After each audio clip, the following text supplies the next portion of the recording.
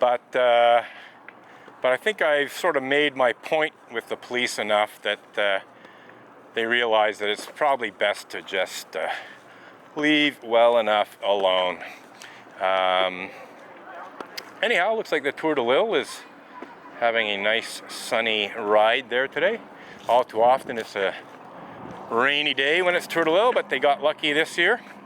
And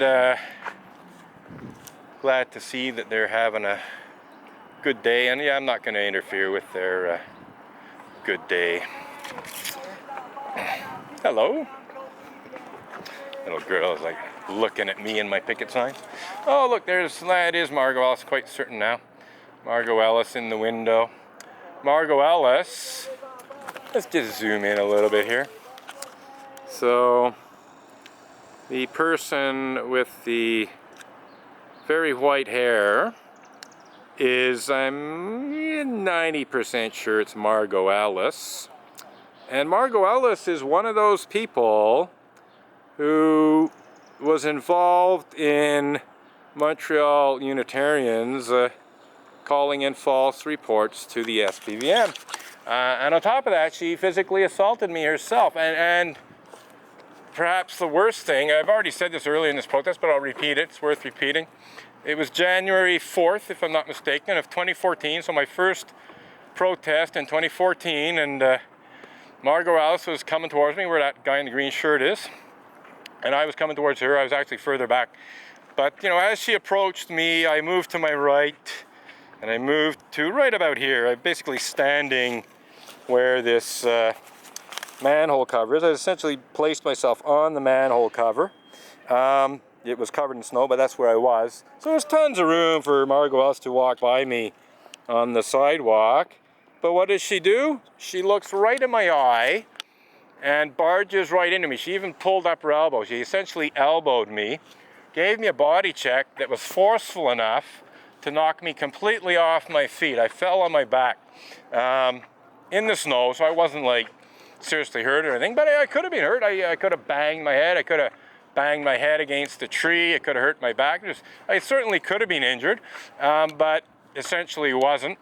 Certainly nothing I was aware of. But this was an assault, no question about it.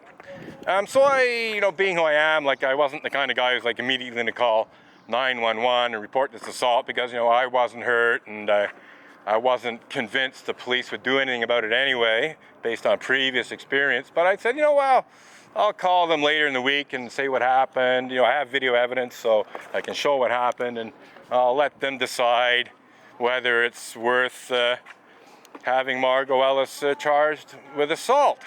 So what happens, about an hour later, as I'm leaving, like I'd finished the protest, I'd shut down my camera, I was leaving, police car shows up, and I basically indicate to the cop, well, I'm leaving, so you don't really need to be here because I'm gone. And he basically says, no, I need to talk with you. So he gets out and he starts talking with me. I didn't immediately start up the camera, I probably should have. But in any case, he's talking, and he's essentially, the funny thing is he's initially talking about the fact that I do film my protest, you know, and so we were discussing that issue, and another car shows up, another police car, and a couple other guys get out, and one of these other guys says, you know, a woman fell down in front of church. I think that's what pretty much what he said. So he didn't specifically accuse me of assaulting a woman exactly, but the implication was there. You know, he said a woman, and this had not happened at all. Like, no woman had fallen down in front of the church. I was the only person who'd fallen down in front of church as a direct result of having a body check delivered on me by Margot Ellis. So I told the cop, I said, no, that didn't happen. And he came back with, we have eyewitnesses. So, oh, you have eyewitnesses to something that didn't actually happen? Oh, that's a good one. And that's what I essentially said. I said, what, you don't have eyewitnesses to something that didn't happen? And I said, you know, I actually have video evidence of, you know, Margot Ellis assaulting me, giving me a body check. You know, how about it, you know, since you guys are here, why don't you go in and arrest her, you know, for assaulting me? And on top of that, why don't you arrest whoever's responsible for calling in this false report to the police? Because that's essentially what that was. Somebody had falsely reported that I had assaulted a woman outside the church, when in fact the exact opposite had happened. Whether it was Margot Ellis herself or an accomplice, I don't know. But certainly in the immediate aftermath of Margot Ellis assaulting me with a body check, the SPVM showed up and were essentially saying that I had assaulted someone outside the church. So there were two crimes there. One, the crime of assaulting me, committed by Margot Ellis, and the crime of calling in a false report to the police, crime known as public mischief, committed either by Margot Ellis herself or an accomplice. After all, there had to be an accomplice. There were eyewitnesses, i.e. people other than Margot Ellis who, and more than one person who had allegedly, seen me assault someone. So the cops were actually pretty good. They, I think, found me very believable. One of them said, look, if you show me the video, I'll go in and arrest her right now. But I had my camera running, and I didn't particularly want to interrupt the recording, what was going on, to show the guy the video. And so I basically declined. I said, no, I'll fill out a report, And so that's what happened. I filled out on the spot a police report, accusing Margot Ellis of assaulting me. And I think I also brought up the whole issue of the false report. I wanted the police to actually go in and get a written report from whoever had reported, that I'd assaulted women. Get them to get their lies in writing and get them to sign their name to it, so that when I accuse them of public mischief, you got some hard evidence that they can be nailed on. But the cops didn't do that. But anyway, so they took the report. It was filed with a detective. I was told that there might be a delay in proceedings a bit because their detective was on maternity leave and they hadn't got a replacement. So I waited a month or two.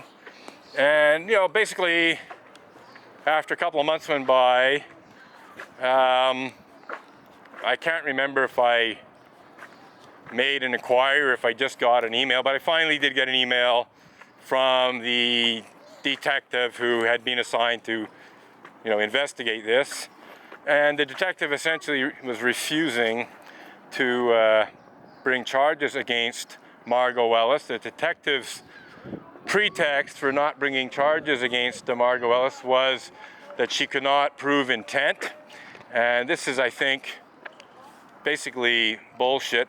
There was plenty of evidence of intent on Margot Ellis's part.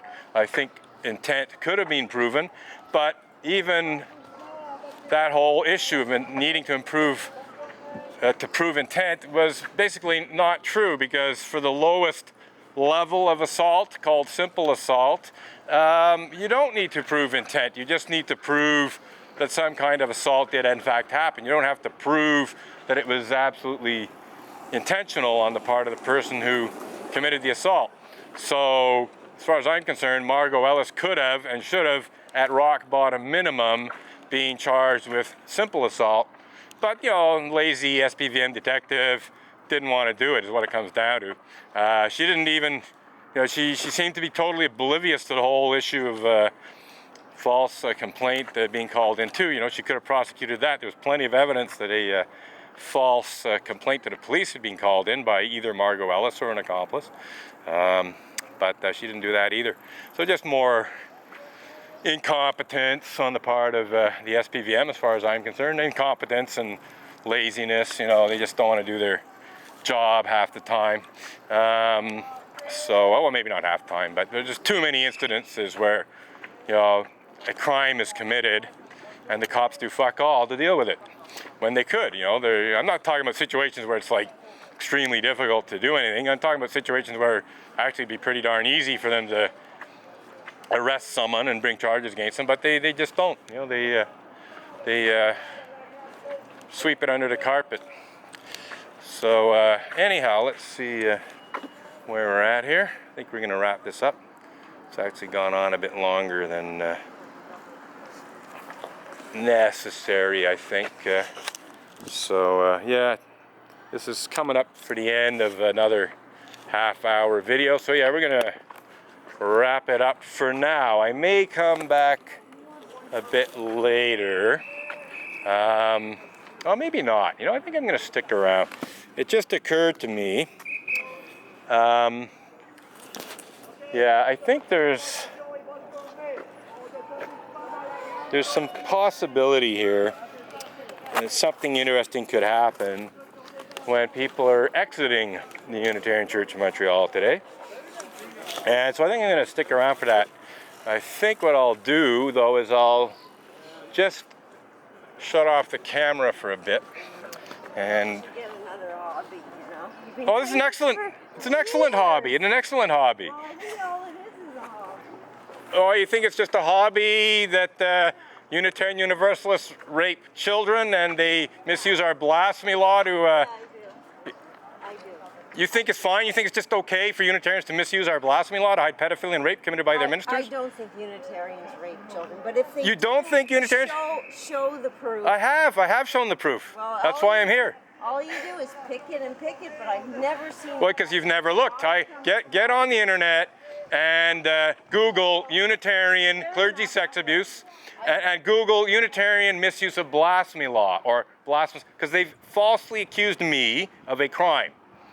The crime is blasphemous libel. We actually, in our Canadian criminal code, we have a blasphemy law. Wait, this is very rare that this happens. Yeah, okay. You're here every Okay, Sunday, but right. honestly, Yeah. I'll listen to you. Unitarians. You know, you're Yeah. not necessarily wrong just because you're standing. Exactly, thank here you. like a crazy person for all these years, but I. No, you know who's really crazy? The people in the church, because they could settle this. I'm out here because they don't want to settle it. They're the crazy people, not me.